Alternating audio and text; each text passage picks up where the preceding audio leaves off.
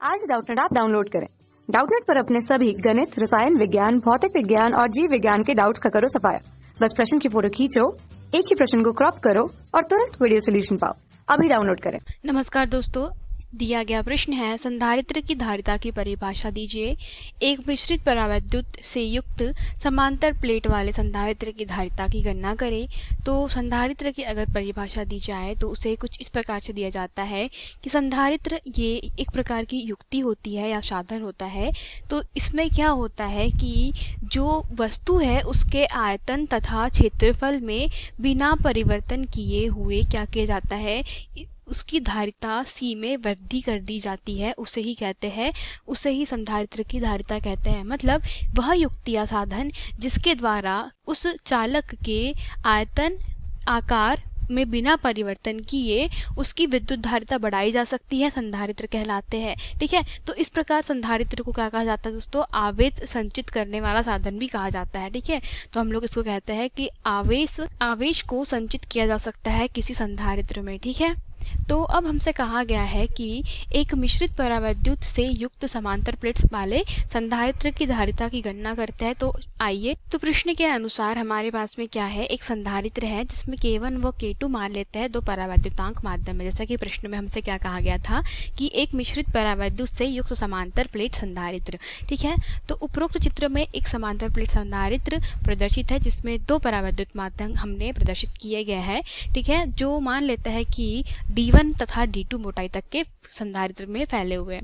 तो चूंकि यहाँ पे अगर आप देखें कि हमारे संधारित्र में जो विद्युत क्षेत्र की तीव्रता होगी वो E, वो किसके किसके लिए अलग अलग होगी, अर्थात परावैद्युतांक माध्यम K1 के लिए विद्युत क्षेत्र की तीव्रता वो E1 हो जाएगी तथा परावैद्युतांक माध्यम K2 के लिए विद्युत क्षेत्र की तीव्रता क्या हो जाएगी, यह E2 हो जाएगी। अब चूंकि हमें ज्ञात क्या करना है, हमें इस समांतर प्लेट संधारित्र के लिए धारिता की गणना करनी है।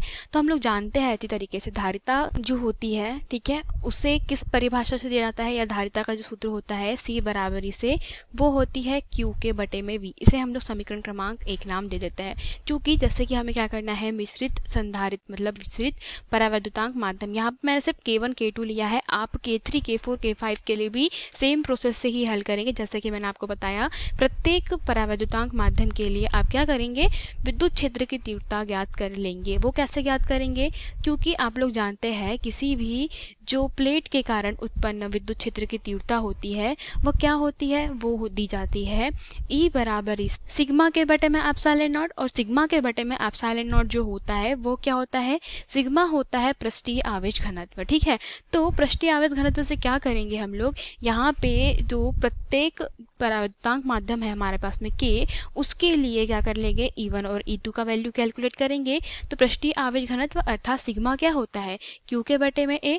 परंतु अगर आप देखें यहाँ पे, आप बोलेंगे कि जो A है वह अलग अलग क्यों है, मतलब A है जो वो इस सिग्मा के लिए एक जैसा क्यों है, अलग अलग क्यों नहीं है, क्योंकि जबकि यहाँ पे इसकी जो मोटाई है वो D1 और D2 है। तो दोस्तों हम लोग क्या कर रहे हैं, इसके परावैद्युतांक माध्यम वाले पदार्थ में इस समांतर प्लेट के कारण विद्युत क्षेत्र E1 की कैलकुलेशन कर रहे हैं। ठीक है, तो यहाँ पे जो इसके लिए E1 की कैलकुलेशन होगा उसके लिए प्लेट का क्षेत्रफल तो A ही रहेगा।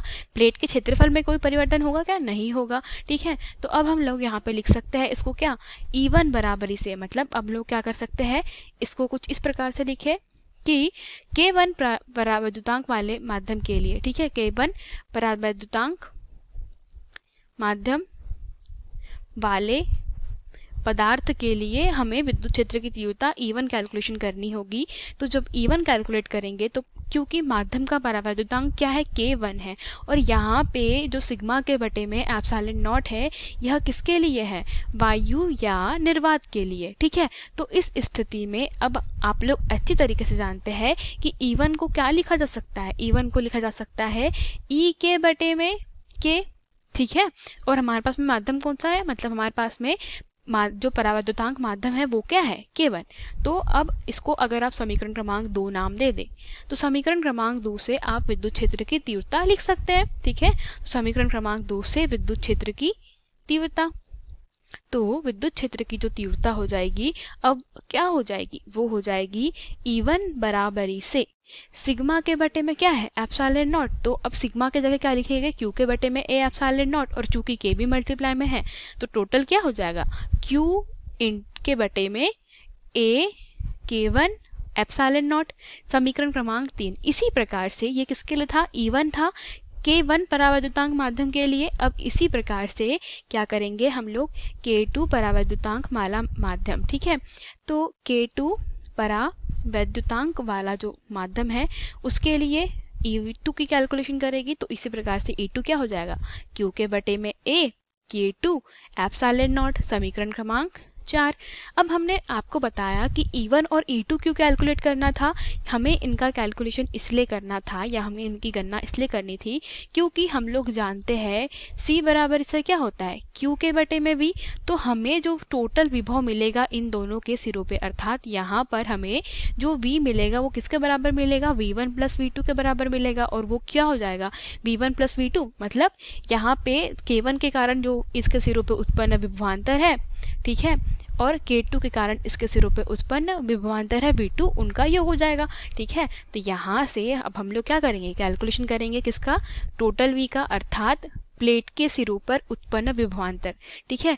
तो प्लेट के सिरों पर जो विभवांतर होगा वो क्या हो जाएगा, वह हो जाएगा V, ठीक है। तो कुल विभवांतर चूंकि V है तो वो किसके बराबर होगा, V1 प्लस V2। और V1 प्लस V2 क्या लिख सकते हैं आप, इसको लिख सकते हैं E1 into D1 plus E2 into D2, ठीक है। ये काय से लिखा, ये आप लोग काय में संबंध होता है, यह E बराबरी से V के बटे में D संबंध होता है, ठीक है। विभव और विद्युत क्षेत्र की तीव्रता में किसी D बिंदु की दूरी तक के, ठीक है, इनके मध्य में संबंध होता है, उससे हमने यहाँ पे वैल्यू पुट कर दी है। तो अब यहाँ से V बराबरी से समीकरण क्रमांक आप लोग लिख सकते हैं कौन सा समीकरण क्रमांक 3 तथा 4 से क्या हो जाएगा, वह हो जाएगा V बराबरी से E1 कितना है हमारा, E1 का मान है Q के बटे में A K1 एप्सिलॉन नॉट। तो ये वैल्यू पुट कर देते हैं क्या, Q के बटे में A K1 एप्सिलॉन नॉट, ठीक है, इनटू में क्या है D1, ठीक है, प्लस क्या हो जाएगा अगेन Q इंटू D2 के बटे में A K2 एप्सिलॉन नॉट, ठीक है। अब क्या कर देंगे हम लोग यहाँ से V बराबर इसे के बटे में A एप्सिलॉन नॉट, देखिए हर जगह से क्या हो जाएगा, कॉमन निकल जाएगा। तो बचा क्या है यहाँ पे D1 के बटे में K1, ठीक है, प्लस D2 के बटे में क्या हो जाएगा K2, ठीक है, ये K है।